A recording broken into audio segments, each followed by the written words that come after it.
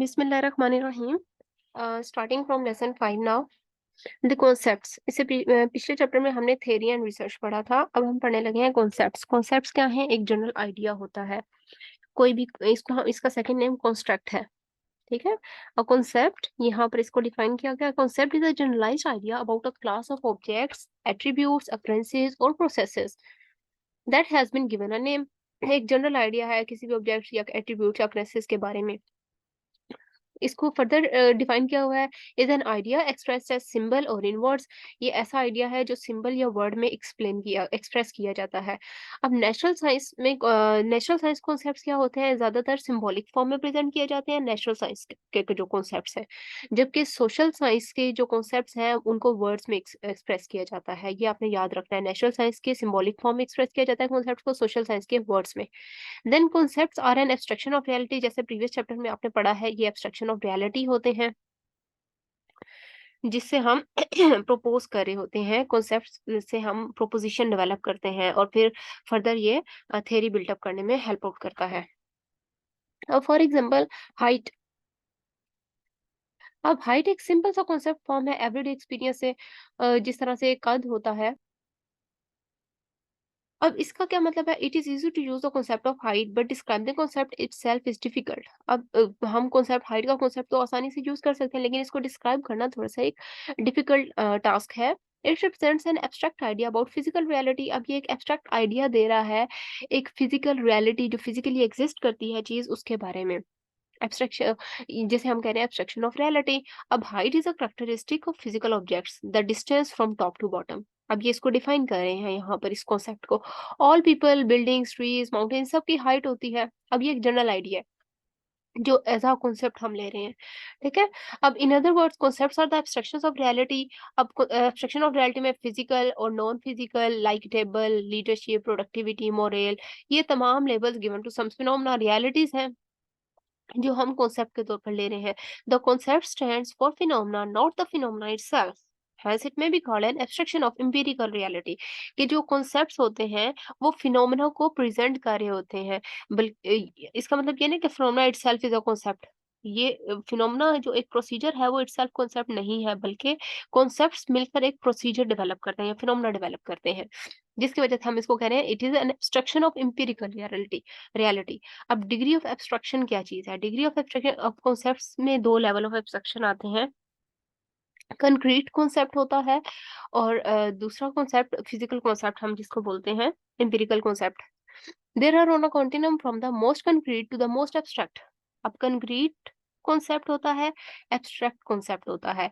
अब degree of abstraction क्या चीज है? Very concrete ones refer to. अब कंक्रीट कॉन्सेप्ट क्या चीज होते हैं? स्ट्रेट फॉरवर्ड फिजिकल ऑब्जेक्ट्स के बारे में अगर कोई कॉन्सेप्ट है हम उसको कहते हैं कंक्रीट कॉन्सेप्ट। जिस तरह height, school, age, family, income, housing, ये कॉमनली फिजिकली एग्जिस्ट कर रहे होते हैं। इन कॉन्सेप्ट्स को कंक्रीट कॉन्सेप्ट्स कहा जाता है। जबकि एब्स्ट्रैक्ट कॉन्सेप्ट्स कैसे होते हैं? एब्स्ट्रैक्ट नाउन से जनरेट है हुए में आपने ये याद रखना है। जैसे एडजेक्टिव्स होते हैं जो हमें नजर नहीं आते बल्कि हम जस्ट उसको फील कर सकते हैं। For example family dissolution, racism या पॉलिटिकल पावर है। तो these are the abstract concepts. अब degree of abstraction, the organization of concepts in sequence from the most concrete and individual to the most general indicates the degree of abstraction। कि इन concepts को अगर हम organise करते हैं concrete से abstract form की तरफ या मोस्ट जनरल फॉर्म की तरफ, अगर हम इसको लेकर आते हैं organization of concept in sequence में अरेंज कर रहे हैं most concrete and individual to the most general form में, this is called degree of abstraction. Then जिस तरह से हमने पिछले प्रीवियस चैप्टर में एग्जांपल पढ़ी थी कि रियलिटी है बनाना, फ्रूट, वेजिटेशन। अब ये कंक्रीट बनाना से हमने वेजिटेशन की तरफ मूव की है, कंक्रीट कॉन्सेप्ट से हम एब्स्ट्रैक्ट कॉन्सेप्ट की तरफ मूव करके हैं। This is called degree of abstraction. Then sources of concept, concept आते कहाँ से हैं, इनके जराए क्या हैं, जनरल आइडिया आते कहाँ से हैं, हम लेते कैसे हैं। तो नंबर वन के हम कॉन्सेप्ट बोरो करते हैं from everyday culture. Daily life में हमारी हमें डिफरेंट एग्जांपल मिलते हैं, उससे हम आइडिया ले रहे होते हैं। This is the source of concept everyday culture से। सेकंड, हम हमारी पर्सनल एक्सपीरियंस की से हम आइडिया ले सकते हैं, लेते हैं। क्रिएटिव थॉट होती है, क्रिएटिविटी, हर इंसान के अंदर क्रिएटिविटी होती है। कोई ना कोई उससे आइडिया लेते हैं हम, एंड ऑब्जर्व करके ऑब्जर्वेशन से भी आइडियाज या कॉन्सेप्ट्स हम लेते हैं। तो these are the sources of concepts, everyday culture से, क्रिएटिविटी, ऑब्जर्वेशन या पर्सनल एक्सपीरियंस से। Then importance of concepts, concepts की इंपॉर्टेंस क्या है? अब जिस तरह से हम लेमन लैंग्वेज में कोई भी डिफरेंट वर्ड्स यूज करते हैं, बहुत से आम अल्फाज यूज कर रहे होते हैं जिनका कोई खास मीनिंग नहीं होता। अब कॉन्सेप्ट्स इससे बिल्कुल बालातर होता है, ठीक है? उसमें ये जार्गन वर्ड्स, इनको हम जार्गन वर्ड्स बोलते हैं, इनको कोई खास मीनिंग ना हो, तो कॉन्सेप्ट्स इन सब से आरी होता है। यानी कि इसमें ये जार्गन वर्ड्स यूज नहीं करते, बल्कि concepts should be clear and concise, ठीक है? तो अगर ये जार्गन वर्ड्स यूज करेंगे तो जार्गन वर्ड्स के तो ढेरों मीनिंग्स होते हैं, तो इस तरह तो कॉन्सेप्ट ही चेंज हो जाएगा। तो vague meanings attached to a concept create problems of measurement, ठीक है? वेग मीनिंग्स अगर कॉन्सेप्ट के साथ आप अटैच कर लेते हैं तो मेजरमेंट में प्रॉब्लम आएंगी। Therefore not only the construction of concept is necessary, but also these should be precise and the researcher should have some agreement to its meaning, कि उसका कोई स्पेसिफिक क्लियर मीनिंग हो, रिसर्चर उसके साथ agree करता हो। Then identification of concept is necessary concept को identify करना बहुत जरूरी है, बिकॉज इसकी बेसिस पर हम हाइपोथेसिस फॉर्मुलेट करते हैं, एक टेंटेटिव स्टेटमेंट देते हैं, हाइपोथेसिस फॉर्मुलेट करते हैं कॉन्सेप्ट की ही बेस पर। अगर कॉन्सेप्ट ही गलत होगा तो जो स्टेटमेंट हम दे रहे हैं वो गलत होगी। तो इसलिए concept should be conceptually clear. The third one, the success of research hinges on, अब जो रिसर्च वो कितनी सक्सेसफुल हो सकती है वो किस पर डिपेंड करती है? हाउ क्लियरली वी कंसेप्चुअलाइज, कि हमारा कॉन्सेप्ट कितना क्लियर है, and how well understand the concept we use, कि जो कॉन्सेप्ट हम यूज कर रहे हैं वो दूसरे कितना अच्छे से अंडरस्टैंड करते हैं। तो ये दोनों जो पॉइंट्स हैं ये मिलकर एक रिसर्च को सक्सेसफुल बनाते हैं। अब फॉर एग्जांपल अगर हम फैमिली इनकम के बारे में क्वेश्चन करते हैं, अगर हमारा कॉन्सेप्ट इसके बारे में क्लियर नहीं है, हम एक वेग सा क्वेश्चन कर रहे हैं, तो अब इसके ढेरों आंसर हो सकते हैं। फॉर एग्जांपल टाइम पीरियड के हिसाब से, जैसे वीकली, मंथली या एनुअली इनकम कितनी है, अगर हम इसको नैरो डाउन करके क्लियर कर रहे हैं अपने कॉन्सेप्ट को, तो अगला बंदा इसका प्रॉपर आंसर कर सकता है। सिमिलरली बिफोर और आफ्टर इनकम टैक्स, टैक्स लगने से पहले या बाद की हम फैमिली इनकम की बात कर रहे हैं, या हेड ऑफ द फैमिली की बात कर रहे हैं, या सारे मेंबर्स की फैमिली इनकम की बात कर रहे हैं,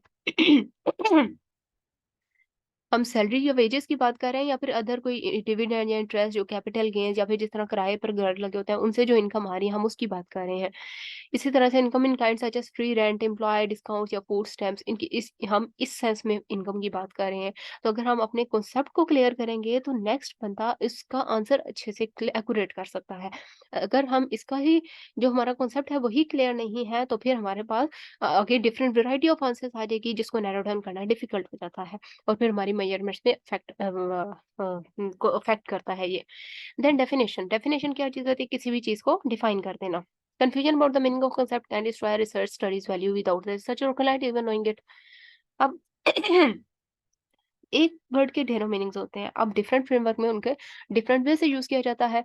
अब डिक्शनरी डेफिनेशन में टू टाइप्स ऑफ डेफिनेशन आती हैं, ठीक है? नंबर वन, कि हम उसको सिनोनिम, कोई भी वर्ड है हमारे पास या कोई कॉन्सेप्ट है, हम उसका सिनोनिम यूज करते हैं। फॉर एग्जाम्पल कस्टमर, कस्टमर को एज अ पैटर्न भी यूज किया जाता है वर्ड। अब patron in turn defined as customer, customer को एज अ क्लाइंट यूज करते हैं, या फिर क्लाइंट का वर्ड हम for the employs the services of any professional who is employs employing the services of any professional, हम इसके तौर पर यूज करते हैं। और loosely a patron of any shop. अब ये तमाम सिनोनिम्स है फॉर अ कस्टमर। तो द सर्कुलर डेफिनेशन में भी adequate for general communication but not for this research. अब इस तरह के सिनोनिम जनरल कम्युनिकेशन, आम बातचीत के लिए हम यूज करते हैं, बट हम रिसर्च के लिए यूज नहीं कर सकते, बल्कि रिसर्च के लिए हमें एक कॉन्सेप्चुअल डेफिनेशन देनी होती है, ठीक है? तो नंबर वन तो ये कि सिनोनिम्स। सेकंड ये है कि डिक्शनरी डेफिनेशन को हम कॉन्सेप्चुअल या थ्योरेटिकल या नॉमिनल डेफिनेशन भी कहते हैं। कॉन्सेप्चुअल डेफिनेशन, जब आप ये डिग्री में डेफिनेशन में सॉरी डिक्शनरी में सर्च आउट करते हैं, तो आपको उसमें वर्ड्स के मीनिंग दिए होते हैं, और साथ ही एक सेंटेंस दिया होगा जिसमें उसको डिफाइन किया होता है। दैट इज अनदर डेफिनेशन, ठीक है? तो वो सिनोनिम हो गए। अब कॉन्सेप्चुअल डेफिनेशन क्या दी जाती है? Is a definition in abstract और थ्योरेटिकल टर्म्स। डेफिनेशन एब्स्ट्रैक्ट या थ्योरेटिकल टर्म्स में जब जा रही है, दैट इज कॉन्सेप्चुअल डेफिनेशन, जो उसके कॉन्सेप्ट को क्लियर कर रही है। It refers to other ideas और कॉन्स्ट्रक्ट्स, और ये अदर आइडियाज और कॉन्स्ट्रक्ट के साथ रिलेट करती है। देन इट इन्वॉल्व्स, जो कॉन्सेप्चुअल डेफिनेशन है, इसमें एक्चुअली क्या चीज इन्वॉल्व होती है?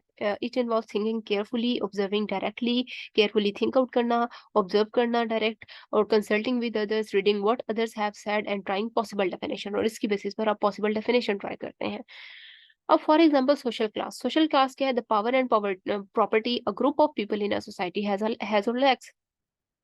अब जो कॉन्फ्लिक्ट थ्योरिस्ट है, उन्होंने सोशल क्लास को कैसे डिफाइन किया कि एक पावर या प्रॉपर्टी है जो ग्रुप ऑफ पीपल किसी भी मुआशरे में ग्रुप ऑफ पीपल के पास होती है या फिर उनके पास नहीं होती, that is social class.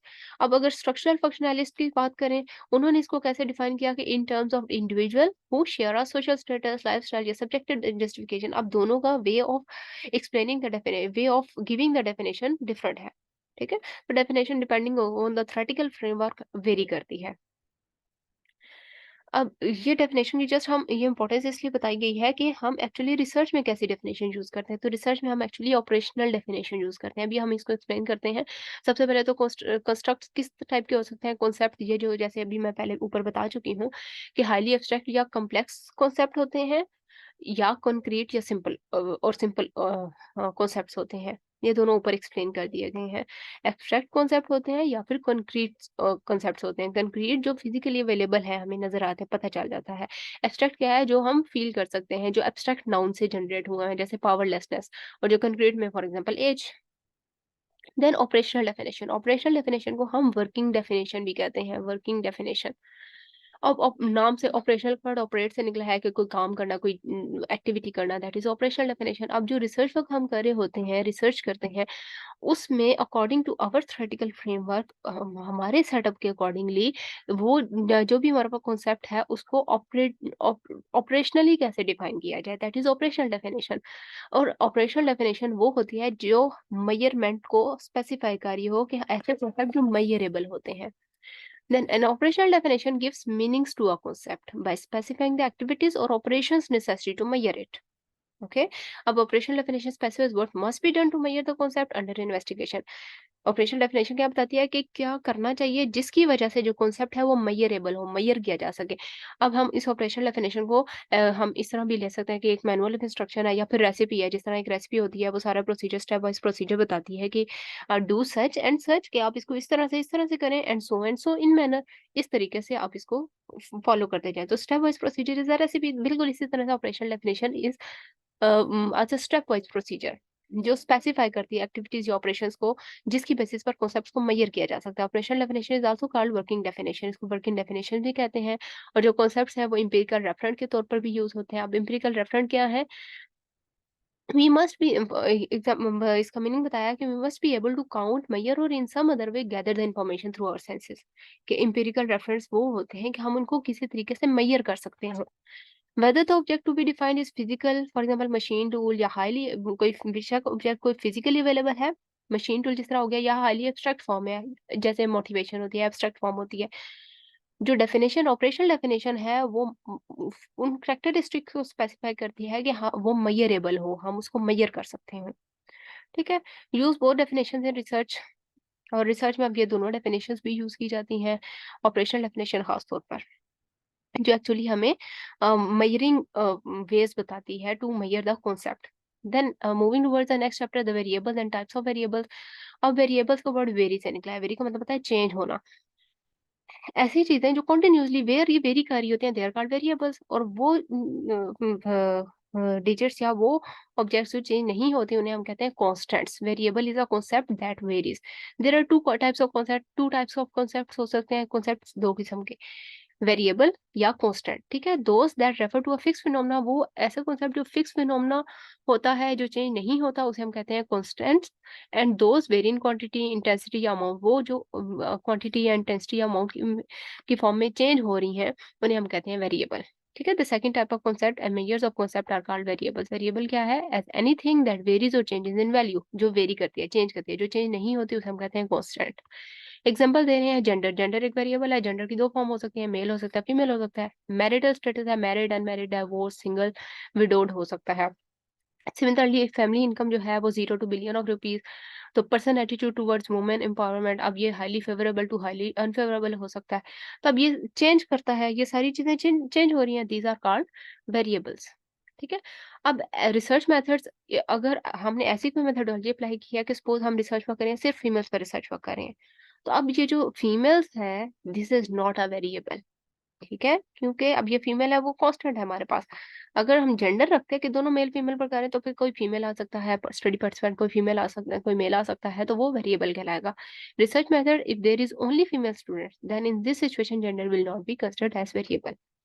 Then types of variable क्या है? The number one, continuous variable and discontinuous variable. Continuous variable क्या होता है? नाम से पता चल रहा है जो कॉन्टिन्यूस फॉर्म में होगा।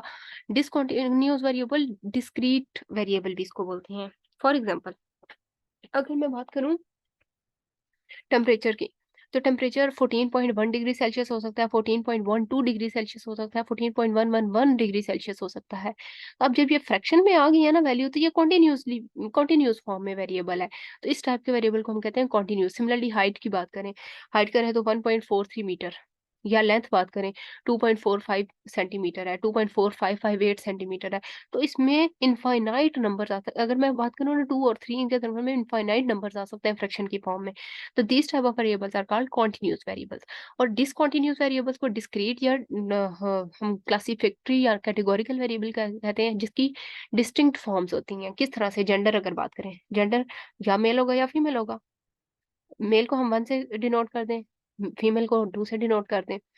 अब 1 और 2 के दरम्यान में कोई भी इंटरमीडिएट वेरिएबल नहीं है, ठीक है। 1.2 नहीं हो सकता, 1.3 1.4 नहीं होगा, बल्कि इसकी 2 डिस्टिंक्ट फॉर्म्स हैं जेंडर की। तो this is the discontinuous variable. और हमने ये कैटेगरी बनी हुई है जेंडर की, मेल या फीमेल कैटेगरीज बनी है, इसलिए इसको हम कैटेगोरिकल वेरिएबल्स भी कहते हैं, या क्लासिफाई किया हुआ है हमने 2 फॉर्म में, तो हम क्लासिफिकेटरी वेरिएबल भी कहते हैं, ठीक है। तो इसी तरह से अगर हम बात करें कि हमारे पास जो होंडा बाइक है वो 5 से हमने उसको डिनोट किया हुआ है, और जो शिवरोलेट है उसको 5 से किया, होंडा को 6 के डिनोट किया। अब या 5 होगा या 6 होगा, 5.5 इसके दरम्यान में कोई भी वैल्यू लाई नहीं कर रही। तो अब ये 2 डिस्टिंक्ट फॉर्म में, जब वेरिएबल की 2 डिस्टिंक्ट फॉर्म्स होती हैं तो हम, या 3 या 4 5, लेकिन वो डिस्टिंक्ट फॉर्म्स हो, फ्रैक्शन में ना हो वैल्यू, तो हम इसको कहते हैं डिसकंटीन्यूअस वेरिएबल। इनकी डेफिनेशन मैंने हाईलाइट की हुई है, आप इनको रीड आउट कर सकते हैं। Then dependent and independent variable. Dependent variable नाम से पता चला है जो डिपेंड कर रहा है किसी पर। इंडिपेंडेंट जो डिपेंड नहीं कर रहा, इंडिपेंडेंट है। फॉर एग्जाम्पल, अगर मैं कहूँ फास्ट फूड कॉजेज ओबेसिटी, अब जो फास्ट फूड है वो इंडिपेंडेंट वेरिएबल होगा, जो ओबेसिटी है वो डिपेंडेंट वेरिएबल होगा, क्योंकि ओबेसिटी फास्ट फूड पर डिपेंड कर रही है, फास्ट फूड की वजह से ओबेसिटी हो रही है, ठीक है। तो जो डिपेंडेंट वेरिएबल होता है वो इफेक्ट होता है बेसिकली, जो इंडिपेंडेंट वेरिएबल होता है वो कॉज होता है, ठीक है। Independent variable is a cause, dependent variable is a effect. तो हम इंडिपेंडेंट वेरिएबल को ये भी कह सकते हैं कि ये कॉज है, और जो डिपेंडेंट वेरिएबल है वो आउटकम होता है, जो रिजल्ट होता है या कॉन्सिक्वेंस होता है। तो ये डिपेंडेंट इंडिपेंडेंट वेरिएबल की डेफिनेशन आप इसमें से रीड आउट कर सकते हैं। Independent variable which is existing independently, dependent variable is that which is dependent on the independent variable. अब नीचे इन्होंने ये एग्जांपल दे दिया है, जो डिपेंडेंट वेरिएबल है इसको हम क्राइटेरियन वेरिएबल भी कहते हैं। इंडिपेंडेंट वेरिएबल को एक्स से डिनोट करते हैं, जबकि डिपेंडेंट वेरिएबल को वाई से प्रेजेंट करते हैं स्टैटिस्टिकल एनालिसिस में। अब ये इंडिपेंडेंट वेरिएबल की डिफरेंट नेम्स बताए हुए हैं कि ये प्रीज्यूम्ड कॉज होता है, जब डिपेंडेंट वेरिएबल प्रीज्यूम्ड इफेक्ट होता है, उस कॉज की वजह से जो इफेक्ट आ रहा है। जैसे मैंने कहा था फास्ट फूड इंडिपेंडेंट वेरिएबल होगा, प्रीज्यूम्ड इफेक्ट उसका क्या होगा? ओबेसिटी। तो obesity is a dependent variable जो कि इंडिपेंडेंट पर डिपेंड कर रहा है।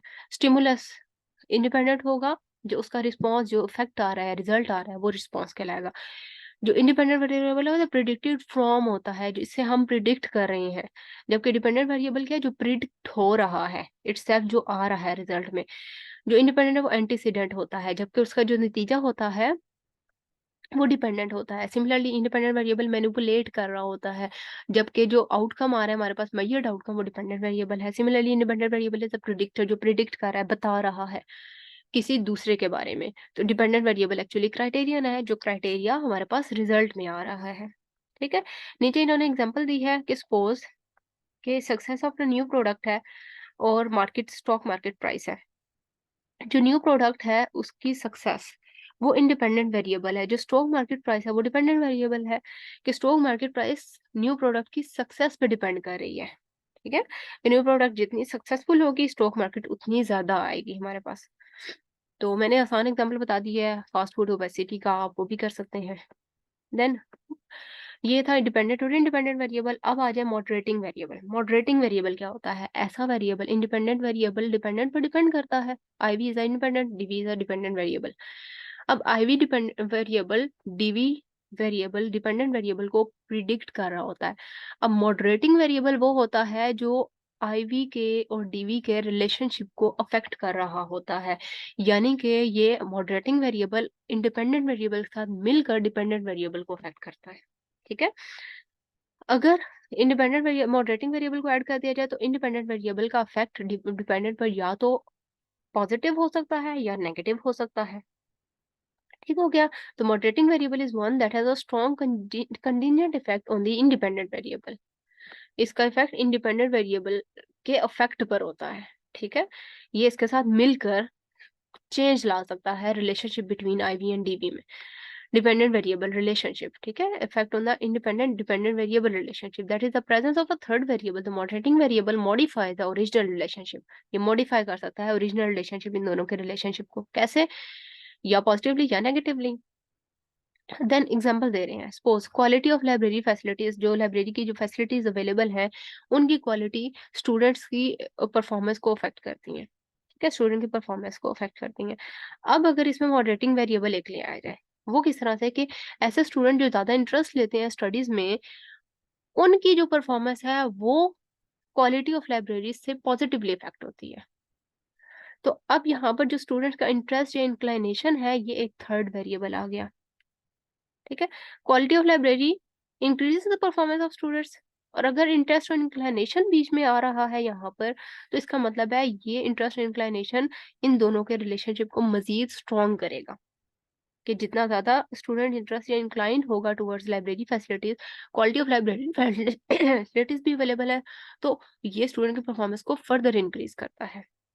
Then intervening variable. Intervening variable को मीडिएटिंग वेरिएबल भी कहते हैं। ये ब्रिजिंग वेरिएबल भी होता है, ब्रिज के तौर पर काम करता है। कि ये इंडिपेंडेंट वेरिएबल और डिपेंडेंट वेरिएबल के दरम्यान में ब्रिज के तौर पर काम करता है, जैसे एक पुल होता है। इसके बगैर इंडिपेंडेंट और डिपेंडेंट वेरिएबल का रिलेशनशिप इनकम्प्लीट होता है। वो किस तरह से? यहाँ पर डेफिनेशन हाईलाइट किया है। Third type of variable, intervening variable, appears in more complex causal relationship. It comes between the independent and dependent variable and links between them. Example क्या है इसमें?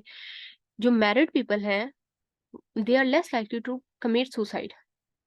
अब मैरिड इज इंडिपेंडेंट वेरिएबल, जो married people suicide जो commit करना है, this is the dependent variable.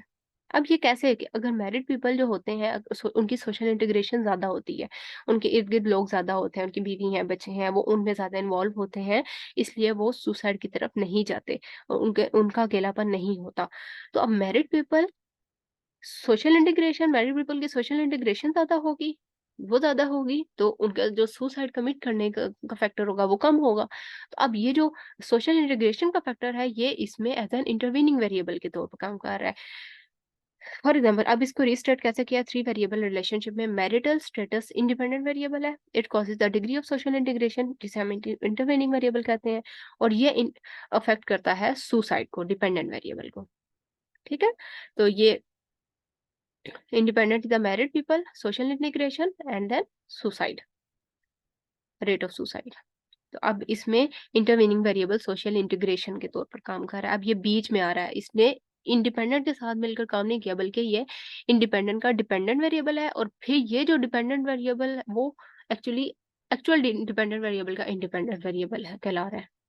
Then second example में देखें कि सपोज 5 डे वर्क इंक्रीज करता है हायर प्रोडक्टिविटी एम्प्लॉयज की। 5 डे, अगर वीक में 5 दिन काम किया, बल्कि पूरा हफ्ता नहीं बल्कि 5 दिन, वो एम्प्लॉयज की प्रोडक्टिविटी इंक्रीज करता है। अगर हम इसको इंटरविनिंग वेरिएबल के साथ करें, तो 5 डे वर्क की वजह से जॉब सेटिस्फेक्शन इंक्रीज होती है। जब जॉब सेटिस्फेक्शन इंक्रीज होती है तो वर्कर्स की प्रोडक्टिविटी हाई होती है। ठीक है। तो इसकी वजह से इंटरविनिंग वेरिएबल अफेक्ट हुआ, इंटरवीनिंग वेरिएबल की वजह से डिपेंडेंट वेरिएबल इफेक्ट हो रहा है। तो this is the three variable cycle, this is the three variable chain बल्कि। तो इसमें इंटरवीनिंग वेरिएबल जॉब सेटिस्फेक्शन है, जो इनके दरमियान में आकर इनके रिलेशनशिप को प्रोसीड कर रहा है। देन एक्सट्रानियस वेरिएबल, एक्सट्रानियस वेरिएबल को कंफाउंडिंग वेरिएबल भी कहते हैं, नाम से पता चल रहा है एक्स्ट्रा। ये ऐसे वेरिएबल्स होते हैं अदर देन इंडिपेंडेंट, डिपेंडेंट या मॉडरेटिंग या इंटरवीनिंग वेरिएबल के अलावा, जो बाकी ऐसे वेरिएबल जो अफेक्ट करते हैं आपके स्टडी के रिजल्ट्स को, उनको हम कहते हैं एक्सट्रानियस वेरिएबल। फॉर एग्जांपल, अगर मैं बात करूँ कि मैंने चेक करना है कि स्ट्रेस, जो पेशेंट्स हैं उनका ब्लड प्रेशर, स्ट्रेस की वजह से ब्लड प्रेशर पर क्या इफ़ेक्ट आ रहा है पेशेंट्स का, ठीक है? अब मैं क्या या बॉडी टेम्परेचर पर क्या इफ़ेक्ट आ रहा है? अब मैंने क्या किया, पेशेंट्स को मैंने ठंड थी उधर बाहर बिठाया हुआ है और वहाँ पर मैं उनकी पेशेंट के टेम्परेचर चेक कर रही हूँ। अब वहाँ का एनवायरनमेंट वो भी तो इफ़ेक्ट कर रहा है बॉडी टेम्परेचर को, ठीक है? तो अगर हम बॉडी सरफेस टेम्परेचर की बात करें, इनर बॉडी टेम्परेचर की बात ना करें, तो अब वहाँ का जो एनवायरनमेंट है वो तो मैंने ध्यान ही नहीं दिया।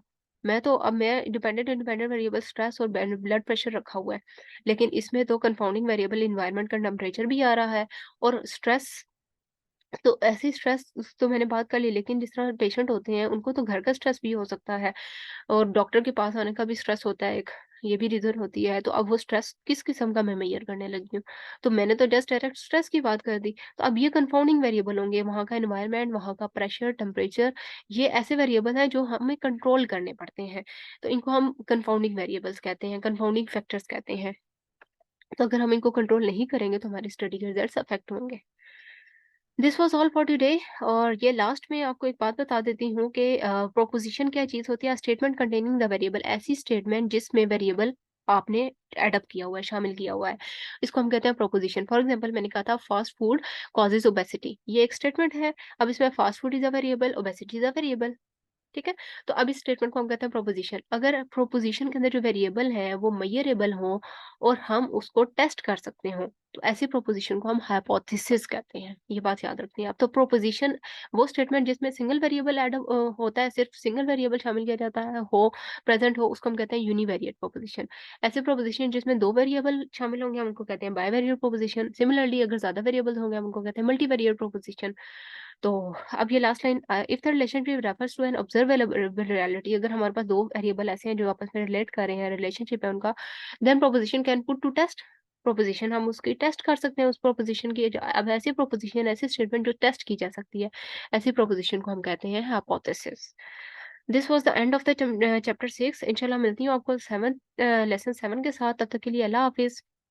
अपना ख्याल रखिएगा और लाइक करें, शेयर करें, कमेंट करें मेरे चैनल को और बेल आइकन को ज़रूर प्रेस करें ताकि आपको न्यू आने वाला लेक्चर सबसे पहले मिले। Thank you.